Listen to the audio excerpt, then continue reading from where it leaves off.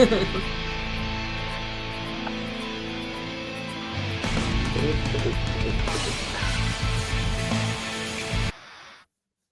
Ariana. Hello, Danielle. How are you doing? I'm good. How are you? Listen, doing pretty good over Yes, here. good. Happy November 13th. Yes. It's a beautiful day outside. Beautiful day. Well, it's kind of chilly, but it's beautiful. Yeah, the sun's like slowly creeping up on me. I'm trying to hide the shade, and then I'm gonna be like blinded by the end of this segment. Good weekend, good start of the week for you. Yes.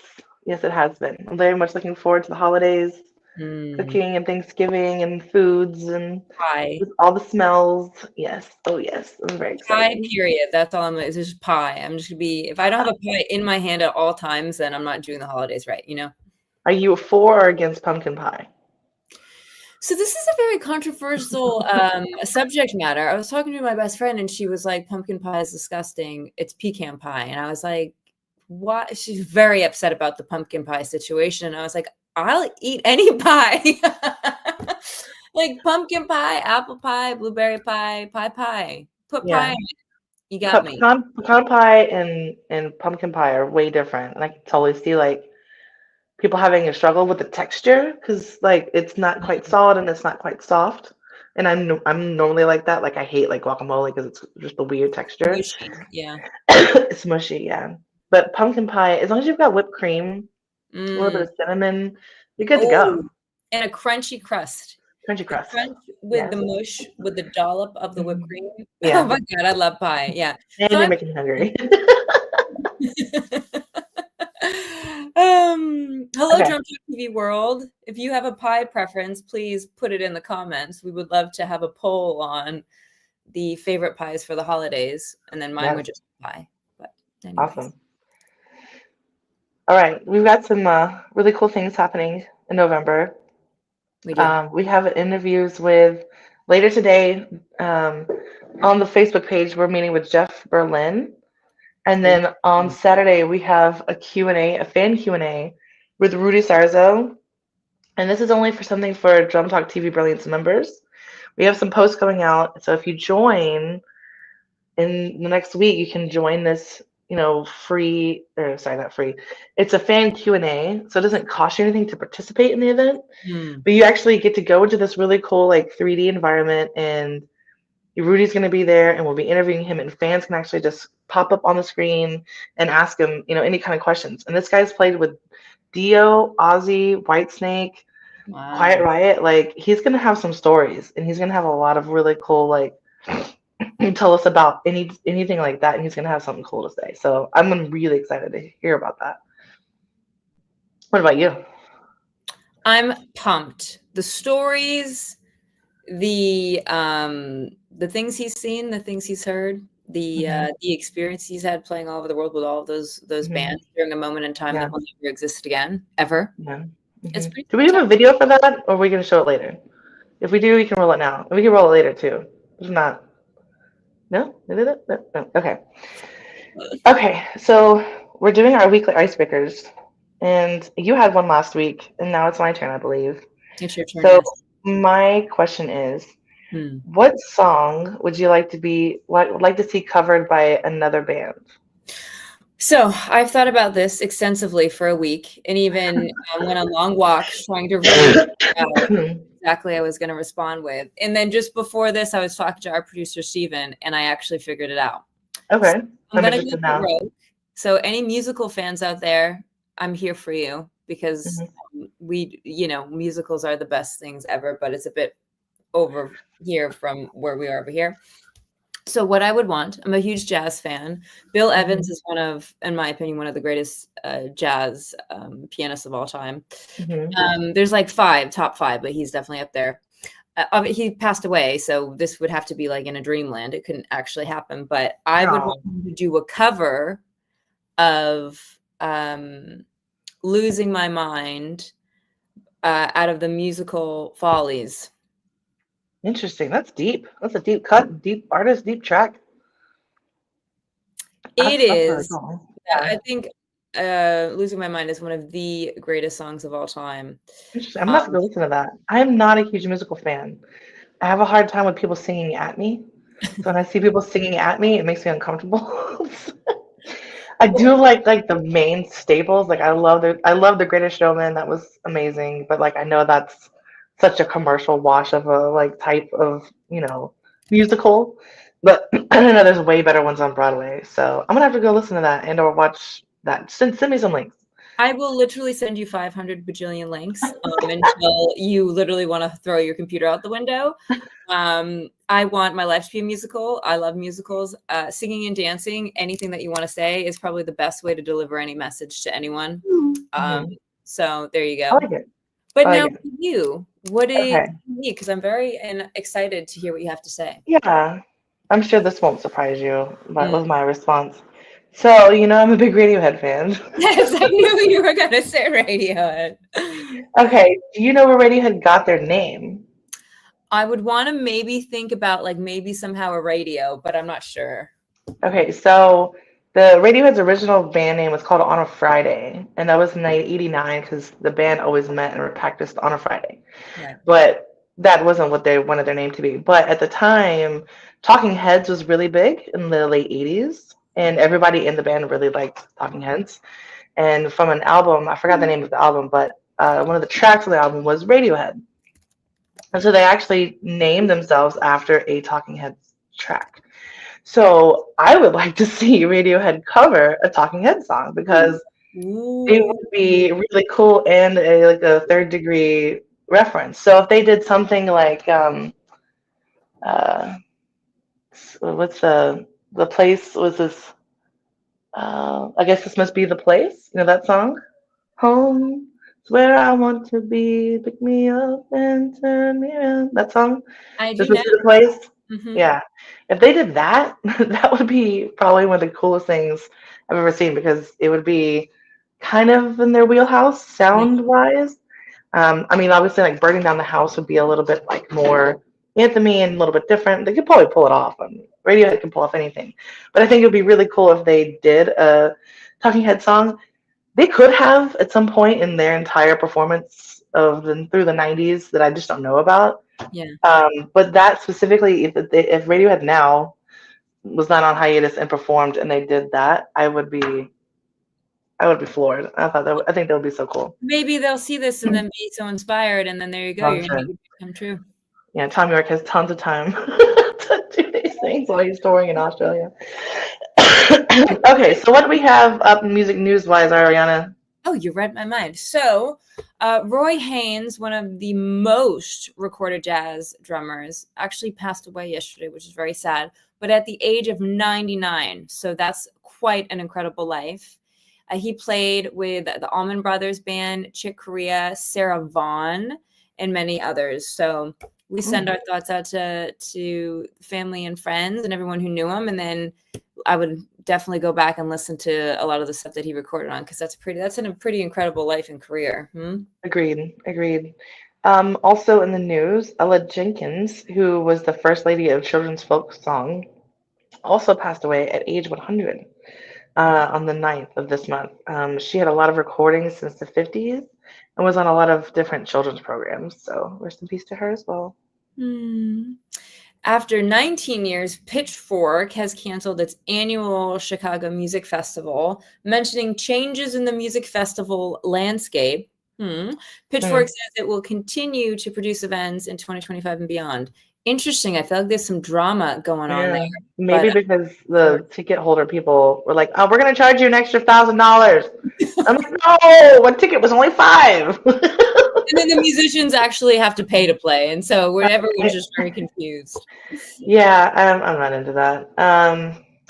Well, I'm sure they'll figure it out. I do remember following the Pitchfork Music Festival, Yeah. and they usually have a really cool lineup, but I guess we'll figure out how that gets bought out. Okay, next we have Steps in Faith, a charity that helps amputees. Wow. They had a benefit concert in which Weird Al and Will Forte covered the Chapel Roan song "Had to Go." Did you see this? I saw this on TikTok. It was pretty good. No, but Yeah, it was good. You're gonna have to check it out. I thought it was very interesting combination of you take Will Al and Will Forte. You know Will Forte is he played that guy in the MacGruber movies. Yeah. Yeah, it was pretty good. Okay, I'll have to check that out. Today is the day, Wednesday, November 13th, at 5 p.m. Pacific Standard Time. We have Dan talking to Jeff Berlin in a public Q&A. So for all of you bassist lovers out there, for anyone wanting to learn the bass, anyone who just like loves the bass, full stop, because we wouldn't survive without the bass, is my opinion. But you would agree. You're a drummer. We love the bass. He's going to share his thoughts on bass education. So tune in, and we have a video that we're going to give you a little preview.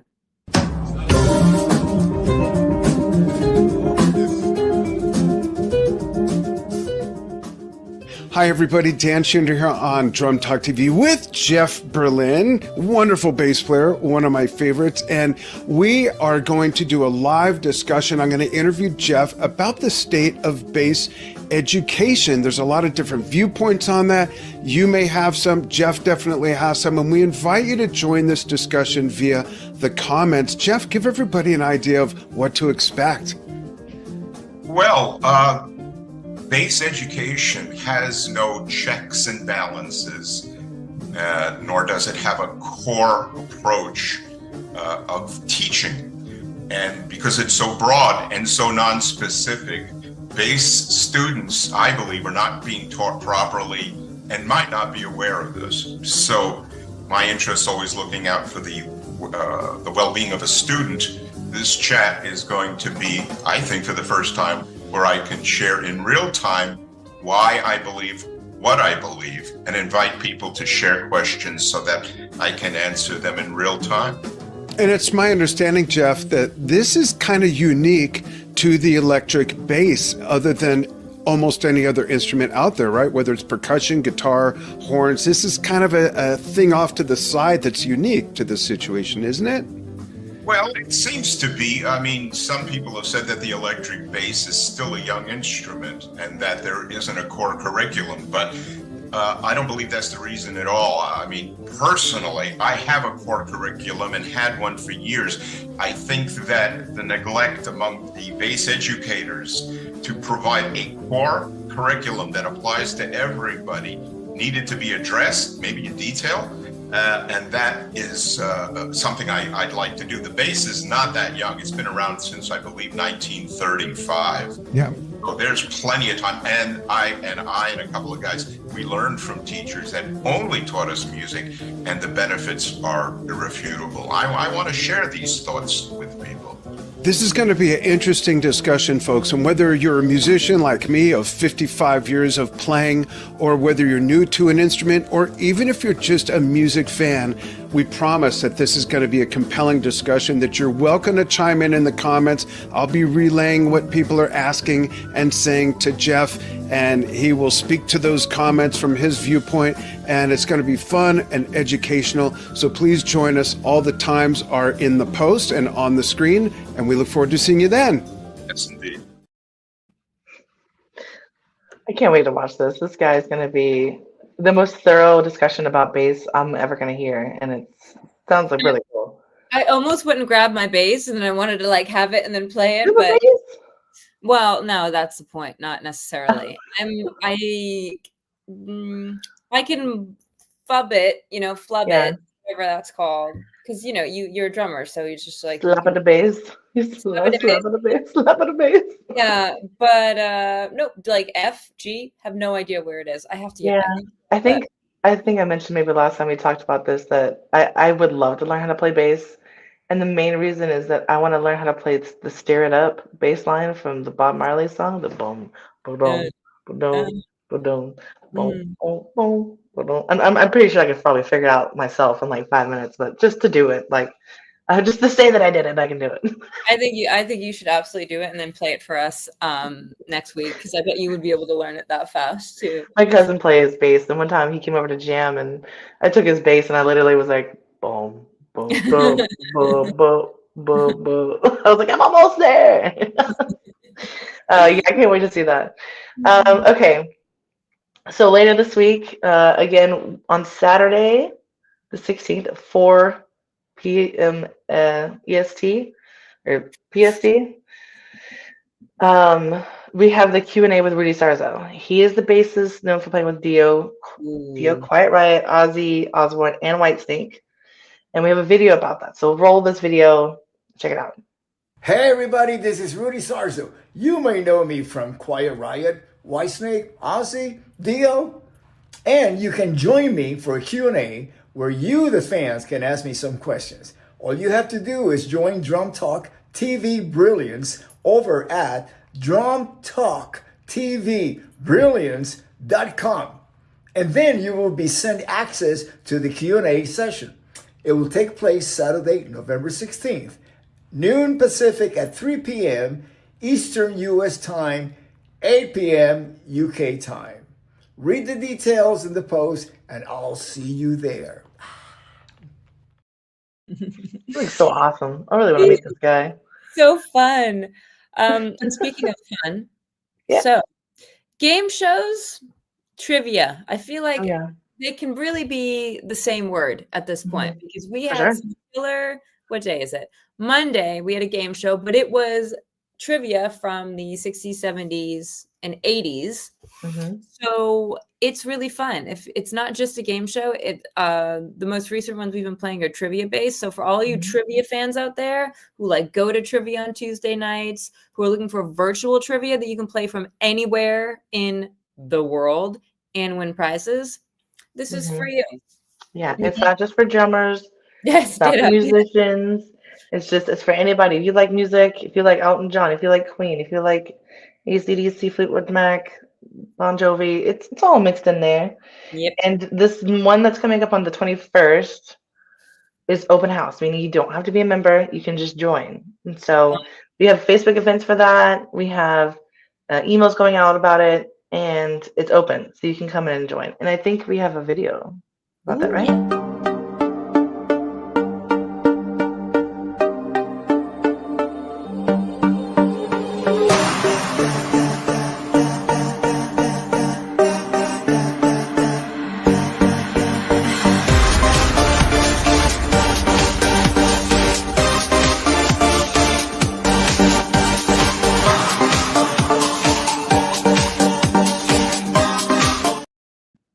Yeah. The music was getting me. Yeah. And decades themed again. So again, trivia, music lovers, come check it out because it's open house and fun. Mm-hmm. So we have some other up and coming Drum Talk TV events, and I'm very biased on this one, but I did an interview with an incredible drummer out here on the West Coast called Paloma Estevez, and she can drum and she can sing while she drums, and she can sing while she drums. She can also play the trombone, and she can surf. So she's maybe the coolest person I've ever met. So That's that interview amazing. is coming out soon. Let's take a quick 30-second pause and let's discuss the difficulty of singing while you play drums. It's something a lot of people think, like the whole like, can you chew bubblegum and walk? Yeah, it's like that, but you got to think about it like, because I talk about Phil Collins. Obviously, Phil Collins, he can sing, and he's an amazing singer, and he's a fantastic drummer. Oh yeah. And you don't see a lot of drumming singing combos. Like, you just don't. Yeah, it's just very rare. Yes, I know this is revealing. I used to play drums for my church when I was like Me 15. too. We talked about this. Yeah, and granted, those songs are not technically difficult. And it has to be light and it's kind of muted, and it's the church. You can't go like full Animal from Muppets mode at the church congregation. But I had to sing, and I usually sung harmony with my mom. She was the leader. She played guitar. Wow. And so I would find it to where if you think about it, it's just like drums. If you think about it too much, you're gonna mess it up. Like the more you think, the worse you play. In my opinion, you have to just kind of feel it. Yeah, you gotta be in the zone. It's almost just like, because you think you got one hand doing something, and then the right hand's doing something else. You get the left foot and the right foot doing opposite things.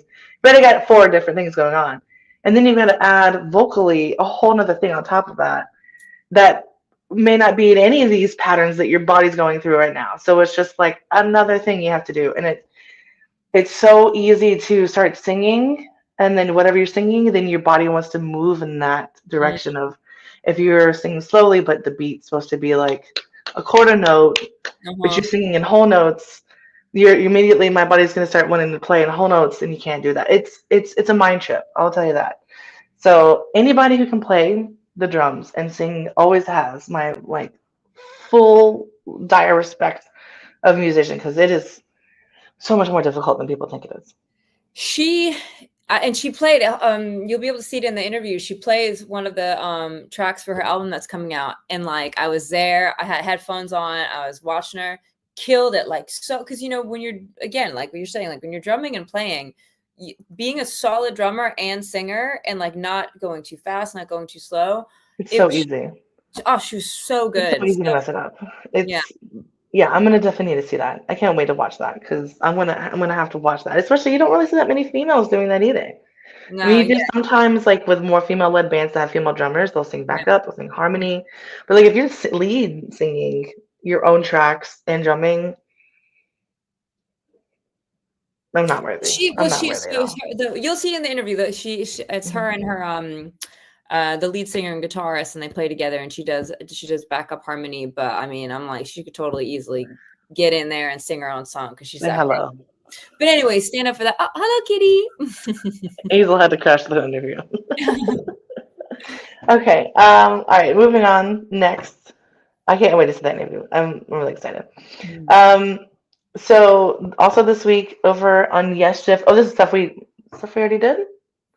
Stuff we've done. Got it.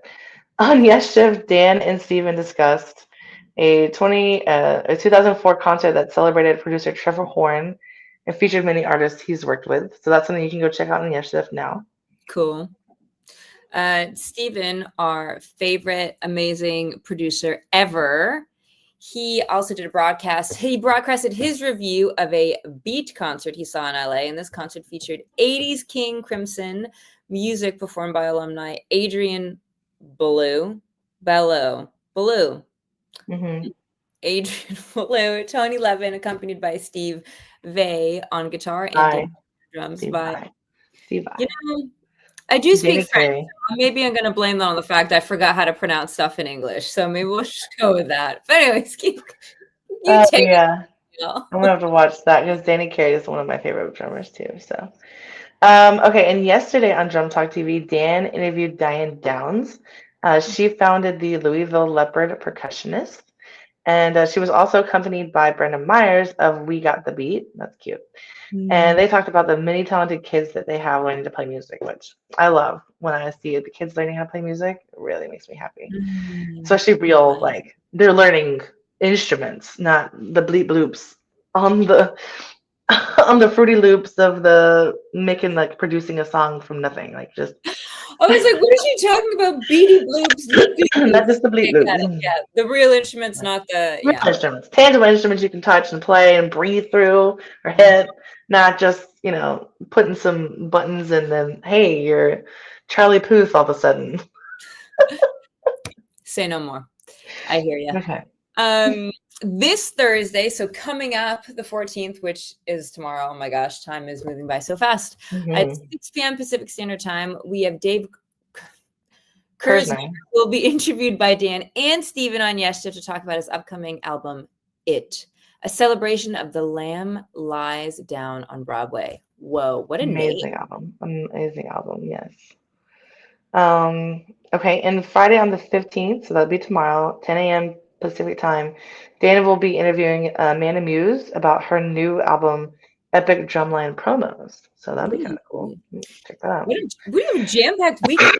And then we got Sunday the 17th at 11 a.m. Pacific Standard Time. Oh my God. Luke Calderala joins Dan for another episode of their Drum Talk TV series, Under the Influence, with the theme being thankful. Of course. I like it. Okay. And then on Monday the 18th next week, Dan's going to be interviewing Ken Mary, and he has worked with as a drummer, producer, engineer, and a record executive. So I think he's going to have a lot of really cool stories to share as well. Oh, I got he has a bunch. Then we have on Tuesday the 19th at noon Pacific Standard Time over on Yes Shift. Dan and Steven talk to each other about Trevor Rabin's music in the National Treasure franchise. Ooh. What's more planned after that? But we were going to give it to you a little bit of time. We got the holidays coming up. We got some pie eating that's going on. We don't want you to have too much incredible stuff. For sure. You know. Okay. Well, that brings us to our last segment, our This Day in Music. So, November 13th. So, in This Day in Music in 2012, the original collage that was reproduced and included in copies of the Beatles' 1967 classic Sgt. Pepper's Lonely Hearts Club Band record sold for $87,720. Whoa. Wow. The piece, which was designed by Peter Blake, was sold to an unnamed bidder as part of an auction of modern British art at Sotheby's in London. Sotheby's. 87,000. I bet the guy who bought that was the guy who was the Banksy? Whoever bought Banksy. Oh, right. Oh, yeah. 1999, November 13th, a report showed that the Spice Girls were the highest earners in pop during the 90s, with their debut album, Spice, selling over 20 million copies. Elton John was second with 14 million sales from The Lion King. I love the Spice Girls. I also love Elton. I was going to ask you, like, were you a Spice Girls? I was a huge Spice Girls. For sure. I was so obsessed with them. I felt really pulled by Ginger Spice. I feel like she was one that I kind of resonated with. Baby Spice was my favorite. And I did have the white platform shoes. I got those. Yeah. And I think I was like 5th, 6th grade-ish when it was like, it was 99. So I was like 10, 11. And for some reason, I used to go around telling people that my mom was Baby Spice. And I still have friends, like people from school I run into today. Like there's a girl I know, and I ran into her like years ago, and I was like, "Hey, I haven't seen you so long." And then we were talking. She's like, "Do you remember like 5th grade when you went around telling everybody your mom was Baby Spice?" I was like, "Oh shit, yeah, maybe I don't know." And you were like, "Yeah, and what? It was true. What's your problem?" Yeah, and I was like, I don't know why. I don't know why. I tell people that. That's so funny. But yeah, I was like obsessed with the Spice Girls. I used to had a old karaoke machine, when we had tapes and and CD karaoke machine. And I think I remember just like one time I was grounded, and so I could do anything I wanted as long as it was in my room. Yeah. And I would just sit and just sing Spice Girls songs really loud because I knew it probably made my mom mad. I was like, I'm gonna do this even more annoying. Yeah, with your platform shoes on. And my ponytails in my ears. I'm gonna listen to them after this. I love and Elton John and The Lion King. The Lion King soundtrack and from the original. Absolutely. The bass booming and then all the voices come in. Oh yeah. It'll get you up in the morning for sure. Oh, yeah. Okay. This Day in Music in 1982. Men at Work started a 15-week run at #1 on the U.S. album chart with their debut album Business as Usual, and that went on to sell over 5 million copies just in the U.S. Cool. Wow. And then to close it all down for today, 1976, Led Zeppelin scored their 7th UK #1 with the film soundtrack double album. The song remains the same, peaking at #2 on the US chart. Whoa. Yeah. Great album, great soundtrack. It was so good. It's one of my favorites. Yeah. Well, I'm going to be sending you, and maybe I'll put it in this chat, some links for people to listen to about the musical situation and the Bill Evans situation. Yep. I would love for you to send me some links of whatever situation, the radio. I'm going to have to look up on YouTube to see if they've ever actually covered the Talking Heads. Because if they have, then I've definitely missed it. But if they did, I think you would know. No? Yeah, maybe. I don't know. I'm really into albums and stuff, and I don't watch a lot of performance things like let's like the past maybe 15 years. Yeah. But like maybe in the 90s when they were doing a lot of touring for like their first few albums, like OK Computer or something, I wasn't as big of a fan as them because I was like 8, 9, 10. So I wasn't a Radiohead fan then. Right. So after like 2004-ish, that's when it all kicked in. So I'm gonna have to do some research, and if I do, I will definitely share it with you because I'll be really excited. Yeah. Oh my God, I bet. Well, it was good chatting with you, catching up. Now I want pumpkin pie. I want to eat pumpkin pie while listening to the Spice Girls. That's like what I want to do with my. That'd be funny because it's be Spice Girls. and ginger spice. That is literally a match made in heaven, in my opinion. I love it. Okay, guys. Well, DTV fans out there, make sure you either sign up to make sure you get to that Q&A this weekend, or you look for information on the trivia next week, because it's both looking really fun, and you can win prizes and really awesome stuff for the trivia. So All right. look for it. All right, see you guys next week. Bye, everybody. Bye.